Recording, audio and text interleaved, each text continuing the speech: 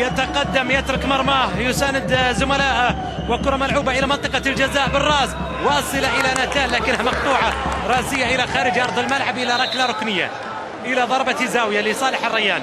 تباتا يتحرك لتنفيذ الركلة الركنية، وباقي في الهجوم عمر باري متواجد في الهجوم، باقي مع لاعب الريان في منطقة الجزاء، والركلة الركنية ريانية الآن.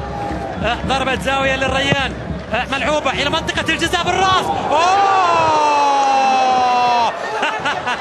ضاعت على الكل، ووصلت الآن في منطقة الجزاء، مقطوعة لتصل بعد المحاولة إلى الجهة اليسار إلى تباتا. تباتا عدى، تباتا مرر الكرة واصلة للريان ملعوبة.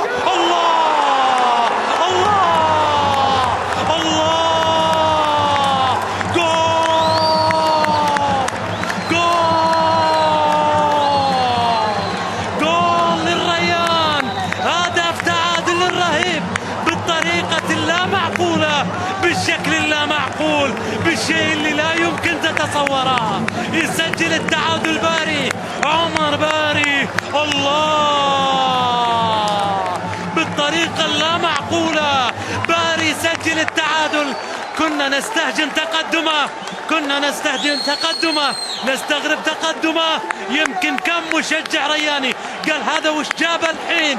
هذه الإجابة، عشان كذا جاء، عشان كذا وصل ليعدل الريان. الله، عمر باري في سيناريو مش طبيعي الليلة، في سيناريو غير طبيعي، لا يمكن أن تتصور ولا أتصور هذا السيناريو.